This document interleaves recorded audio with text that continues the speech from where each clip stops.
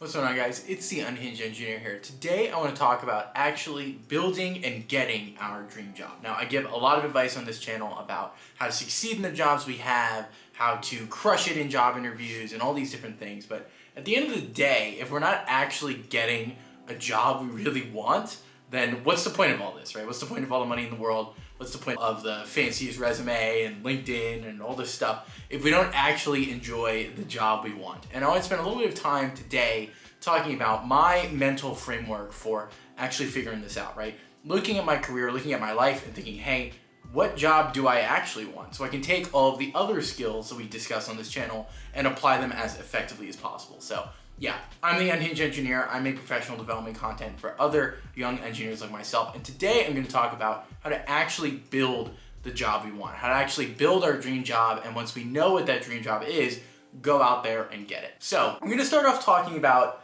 our dream day. I know that sounds a little hokey, but I do think it's very important to this discussion and will hopefully make more sense when we get there. But once we talk about our dream day, I'm then going to get into our dream job. How do we take this dream day and translate it into a dream job that we can actually go out there and hold down? And then once we know what that dream job is, how do we go about getting it? So starting off with our dream day, I think people forget that the most important thing when it comes to job satisfaction, above anything else, above the prestige of the company, above how fancy our title is, even in a lot of ways above our compensation, right? What our actual day-to-day life in a certain job is probably the most important part of whether or not we're satisfied with it. And if not the most important, at least one of them. So thinking about what we actually want our day-to-day life to be like as a certain job is really the first step towards actually figuring out what that job is. And so I just want to give a laundry list of different things you might want to think about, independent of title, comp, level, company, industry, whatever. Before we get to that external stuff, let's think about some of this internal stuff about, hey, what's the experience of having this job every day actually going to be like? How are we going to feel? This intrinsic part, we want to think about that first before all the other stuff gets in our head and distorts our view of that. So first general category here is, what do you actually do all day, right? Regardless, again, of what we're called or what we're supposed to do, what we're told our job is going to be like, what we actually wind up doing on a day-to-day basis is going to be very important. So how much do you want to code? Like, how much do you want to use different software tools or anything else? Speaking of those tools, what are they? Do you have a favorite? Do you have some that you've got your favorite one that you love to use? You've got some that are okay, you don't like them as much, but they're tolerable. And there are some things, some languages, some frameworks, some whatever else you absolutely despise and are miserable using, right? Thinking about the spectrum of those tools and which ones we actually want is very important. Beyond what we're doing in general, do you want to be more technical or more interpersonal, right? How much time are you willing to spend in meetings or writing emails? Some people are like meeting phobic. They want to spend as little time in meetings as possible.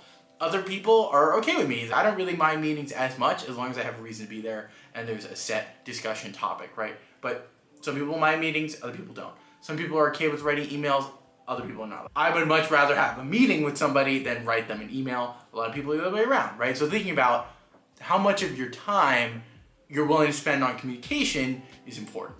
Do you want to be facing customers, the end users of your product? Are you willing to deal with them? Are you willing to hear their feedback, listen to their complaints, fix their issues? Do you actually want to deal with the customer, or would you rather just be in the internal workings of whatever your product is and let somebody else worry about what the customer actually thinks? You just want to build stuff. So are you willing to be customer facing? That's very important. Are you willing to be a leader? Are you okay with management? Are you okay with having to write people's performance reviews and having discussions about levels and running interviews and all this stuff? That's the person side of it. There's also the technical side of it. Are you willing to have the responsibility for the ultimate success or failure of the programs you work on, right? Are you willing to get texts in the middle of the night or on weekends about your project going sideways? Because at the end of the day, if you're the leader, you're the one who's accountable for the outcome. So are you okay with being in a leadership position? Or again, would you just rather focus on building stuff and focus on producing good quality work and let someone else deal with the headache of leading things, right? That's a very serious question. Other factors to think about. How many hours do you want to work? This is a pretty straightforward one. Are you willing to work 8 hours a day? Or are you willing to go up to 10 or 12? How regular does that have to be? Does it have to be the same amount of hours per day? Or are you okay with a little bit of crunch here and there? Like thinking about actual, I don't want to call this work-life balance, because I feel like work-life balance is a concept that people have just beaten to death at this point. But aside from work-life balance, how many hours are you willing to work? How many hours are you willing to be in the office? That's very important and is going to affect your day-to-day. The length of your workday matters. Are you okay with nights and weekends, right? Another one. Are you okay with working at the office and then coming home and working more? Are you okay with having a Saturday where you can't do certain things because you have to catch up on work? This is all very important. Do you want to be on your feet? Are you cool running around your whatever factory or warehouse or office space you work in? Or do you really just want to be fully seated as much as possible? Some people hate sitting all day and they want to go on walks. They want to go talk to clients or talk to other teams or whatever else, right? I've had one-on-ones with managers where they want to sit in a conference room like you would any other meeting. I have one-on-ones with managers who just want to go on a walk and talk about how things are going, walking around the campus of whatever company we're working at. How much travel are you okay with? I like traveling for work in general, again, as long as there's always good reason and the thing I'm working on is interesting, right? There's an implicit assumption, but there's a certain limit to how much I'm willing to travel. There's a certain limit to the distance I want to travel on a regular basis, right? If I had to fly back and forth across the country every week, I probably would not like traveling for work very long. But the occasional trip, does it bother me? Other people, maybe you got kids or something, that could bother you a lot more. So thinking about how much travel you're okay with, very important. This is a long laundry list, but the entire point of this discussion I want to get at here is that you really want to think about the actual experience of whatever job you're trying to get before you start to architect what that job actually is, and especially before you start applying and evaluating ones in the real world. Before you get to any of that stuff, really think about what you actually want a day of this job to be like, and then we can roll that up into what job we actually are looking for. Speaking of which, let's talk about it. So now that we've got our dream day, we've thought about the emotional, internal experience of this job, let's actually get down to brass tacks. Let's figure out what this job is gonna be. So some external factors to talk about here, right? A lot of the ones we just discussed are internal. It was more about our personal experience of the job. Now we're gonna get to external things that you're probably more familiar with. What industry do you want to work in? Pretty straightforward. Do you like aerospace and defense? Do you want to work in the medical industry? Do you want to work somewhere that sells integrated products or components that other companies integrate into products, right? What industry do you want to be in? What kind of company do you want to be in? Big, small, startup, or an old company? Do you want to be at one that sells things to consumers? Do you want to be at one that sells things to the government? Do you want to be one that doesn't sell things at all and provides consulting, right? What kind of company do you want to work at? That's a very important external factor. What kind of products do you want to work on? Software products, hardware products, services. What kind of thing do you want all of the technical work that you do as an engineer to be in service of? People don't think about it a lot. A lot of nerds just want to write C++ and they don't care what it's for. But I would advise trying to take a higher level perspective of what you and the company you work at actually does. Thinking about what products they sell, what their offerings are, is a very good way to do that. Do you want to be a manager? Do you want to be an individual contributor? What level are you looking to be at? Individual, senior, principal, staff? Do you want to be a director? Are you trying to get to the C-suite? Think about all these different things. What kind of title do you actually want? What do you want people to refer to you as? And what do you want to refer to yourself as at this job? Now that we've, again, done some of the more abstract work, we're starting to hone in on an actual job that we could go out there and pursue. What kind of work do you want to do? This is related to what do you actually do all day, but it's a little bit different, right? Are you building stuff? Are you running analyses? Are you performing tests? Yes, there's the dream day kind of experience, like what are you doing all day? But there's also the end goal. Like what do you want your jobs to be? Like when your manager comes to you with work, do you want them to say, hey, I have something I need you to build. I have some analysis I need you to run. I have a test you need to perform. I have a customer you need to go communicate with. What kind of work do you want to be tasked with on a day-to-day basis? So you can see that we've taken this really wide aperture in the very beginning about like, how do I want to feel at my job? What do we want it to feel like? And we're starting to close that aperture. We're starting to converge on an actual job that really exists in the real world. Because a mistake I see a lot of people make is just saying, oh, I would love to have this dream job. And it's always described in a very vague way, like working with people or driving an impact. These are all not actual tangible things that we could design a career and a body of work around doing. It's not bad to think about these abstract things, as I did earlier, but you want to start to slowly take the realm of the possible and hone it into something that's probable, that you could actually go out and achieve, and you could take a sequence of steps to get to. Now we're gonna talk about how to do that. So just to illustrate this point, you have your current job, right? Where you currently are. That's one throw of the dart at the dartboard. And you're learning some things, you're doing some stuff, you're getting experience. And sooner or later, for whatever reason, maybe it's a promotion, maybe it's an internal switch, maybe it's a new job hunt at a new company. You're gonna go for your next job. So hopefully that next job is closer to what you're looking for than the last one was. Like, we don't wanna go backwards. If we have an end state in mind, which hopefully some of the thought exercises we just did are gonna help us get, if we have that end state in mind, we want each step to be in its direction. So you got your current job, and then you got your next job, and hopefully if you take enough steps in the right direction, you're gonna land on your dream job. And that's basically the entire way I think about job hunting and building out a resume. You've got this end state in mind. Everyone has one, I have one for myself. And you break that down into a sequence of steps, and then each move you make at the micro scale in terms of what work you're doing, what skills you're learning, who you're associating yourself with, and at the macro scale of what jobs you're actually going out and getting, what promotions are you getting, stuff like that.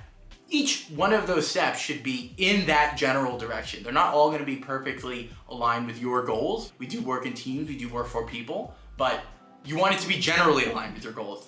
And that's the core idea. We wanna take that end state and reverse engineer all the steps it's gonna take. So I know I drew it out going forward, because that's how we live life, but to actually do this mental exercise I think is really important. You wanna work backwards. So you've got that end state, and work backwards until you get to where you actually are. And then you can start moving forward with a clearer plan, a clearer path in mind.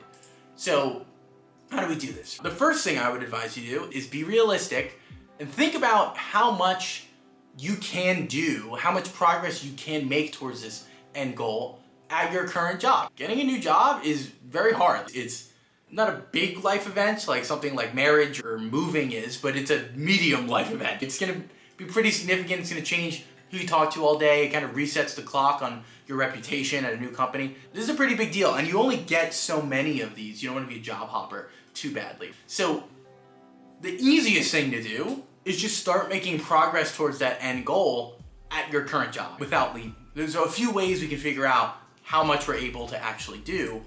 One is like, what are you doing right now? Is the work you're doing very similar to what you want to do at that end state? If so, then you can probably accomplish a lot where you are. Another factor there is how much freedom do you have. If it's not exactly what you want to do, but you have a ton of freedom and the ability to pivot into work you want to do, that's great. If it is what you want to do and you don't have any freedom to change, and that's might not be ideal because you can't do as much exploration, but you are doing what you want to do, and so that's really important. Another one is upward mobility. How entrenched are the people that you're reporting to and the people in the positions that you would actually like to have someday? Are there actual vacancies? Is there a healthy amount of churn? All this kind of stuff is gonna matter when you're thinking about moving up the stack. So the first bullet there is really about lateral changes in what you're doing. The second one is about moving up. How easy is it gonna be for you to move up at a certain company?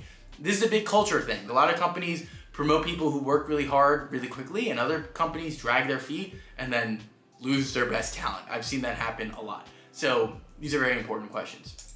Are you in the right industry? That's pretty straightforward. If you're in the right industry, great, stay there. If you're not, move on. Are you using desired tools? Can you use the desired tools? Kind of similar to the first question. All this is just to say the lowest energy thing you can do is just start pivoting towards what you actually want at your current job. And hey, if that's all you get out of this video and it helps you, I've done my job. The answer is not always getting a new job. It's just not. Some people think about life that way. I strongly disagree with that idea. There's probably a lot more you can do to move yourself in the direction you want at your current job than you're actually giving it credit for. And by the way, you want to do that stuff before moving on to the next job anyway. Because if you keep going from job to job and switching immediately, you're not really getting anywhere. You're kind of just thrashing. So think about how much progress you can make at a current role and then do as much of that as you can. And when you're evaluating opportunities going forward, think about this directionality. Again, we can't work every job out there. So we really want to be intentional about what jobs we get. And like I said earlier, it's not a zero cost decision to switch between jobs. Even within a company, right? Within a company or between companies, Big changes like this have a cost to our productivity and therefore to our progress that people don't think about, and they just push their switch over and over again and they never get anywhere. So for each move you could possibly make on the chessboard, ask yourself, hey, is this getting me where I want to go? That's the most important thing you can ask, right? Side note here, like, just kind of contradict myself, there is an exploration versus exploitation piece to it here. I alluded to this with the freedom part. You do want to avoid fixating on something so much that you don't evaluate other options, because despite the thought exercise and all that stuff we did earlier, like, the odds that we know exactly what we want to do on the first try is very low. So you do want to leave some room in the aperture for exploring new things and saying, hey, maybe this is stuff I thought was boring and it's actually really cool, or this is stuff I thought I was going to love and I actually kind of hate it. Doing that exploration is important towards making sure that we're getting where we're trying to go. It's a little bit of a stochastic gradient and descent there, to use some machine learning terminology. The point here, to summarize, is if you make enough of the right moves on that dartboard, on the chessboard, whatever, you're gonna get where you're trying to go. It's just math. People expect the dream job to just fall out of the sky, even if they've only ever described it in vague terms and have made 0 actionable steps to actually get there. Spoiler alert, that ain't gonna happen. This is why I use the term building your dream job, not finding your dream job. Finding your dream job implies that it's just buried out there somewhere, and if you dig enough, you're gonna find it. That's not the way life works. In reality, a dream job and a great career is something we build step by step, following kind of instructions like you would for anything else. And so writing out those instructions intelligently for ourselves is very important. To summarize the main points of this video, the first one is think about your dream day before you think about your dream job. Yes, we want to move past all the abstract, fluffy, hokey stuff, but do take a moment to think about what you actually want the day-to-day experience of your job to be like before you go out there and try to engineer your dream job in the real world. Next, take that dream day, which is a very internal kind of experiential thing, and use it to inform a clearer picture of a job that has external factors you can actually write down and go after. So take the esoteric part and translate it into something a little bit more tangible. Once you have that dream job, work your way backwards from where it is to where you are right now. Reverse engineer that job and think about the sequence of steps it's going to take to get there and what order you'll have to do them in. I can't just wake up tomorrow and become VP at a tech company. There's a sequence of things I'm going to have to do first. Think about all of those to get where you're trying to go. And once you have this map, once you've reverse engineered it, each time new opportunities come up, either without you looking for them or very intentionally, like going out and evaluating job opportunities, use this as your rubric for different opportunities that you could or couldn't take, and make sure you pick the right ones. Pick the ones that get you where you're trying to go, as far towards where you're trying to go, as quickly as possible. Now, as quickly as possible, I put a little asterisk on that, like these things take time, but in the long run, if you make enough of these good steps, if you make enough of these steps in the right direction, you will ultimately get where you're trying to go. So yeah, I hope you enjoyed this video. Like I said, I'm the Unhinged Engineer. I make professional development content for other young engineers like myself. And if you're looking for advice on how to actually achieve what you want to achieve as an engineer, not from somebody who went through it 20 years ago, but somebody who's going through it right now, then this is definitely the channel for you. Thank you so much for watching. Please comment, subscribe, and I will see you next time.